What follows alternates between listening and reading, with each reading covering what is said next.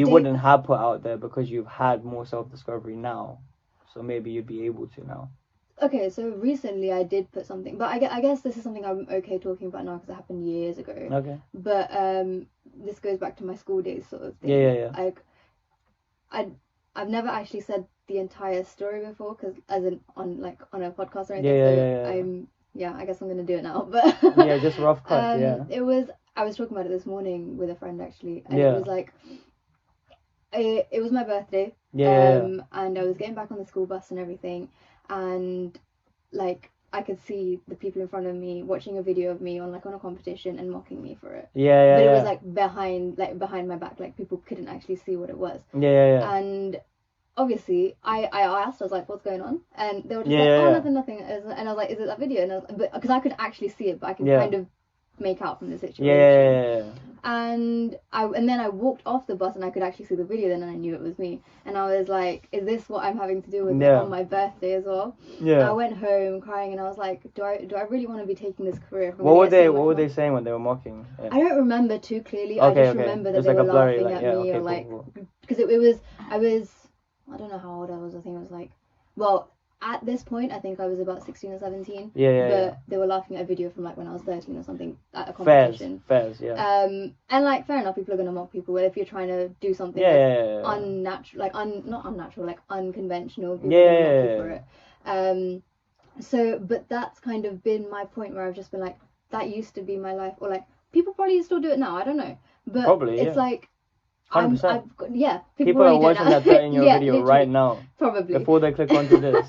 Probably. But it's those things where you just you can't be thinking, you can't let that affect you. Exactly. And that's also a kind of a motivation to kind of that has been some part of me that's been okay, I want to make it so I can prove those people wrong, because I don't want to let that affect me. And obviously it did affect me a bit, but it's being able to still do this career even though I know people are saying stuff like that, and it's being able to push through things like that kind of help you kind of move forward. It's so crazy where you were probably crying about the situation and you thought it was the worst day of your life, right? But then you hear stories for example Michael B. Jordan, obviously he just did Creed 3 and stuff, right?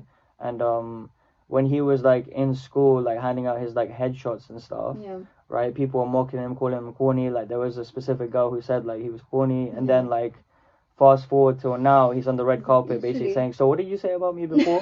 kind of thing. And you know what, I think that people hang on to those moments more than they admit, and I feel that drives them more than any, oh, congratulations, Saloni, you're doing bits, you know what I mean? Yeah, I think obviously to see those same people liking my videos now or commenting or something that's crazy, that, it's you should say something, you know? No, I would never call anyone out.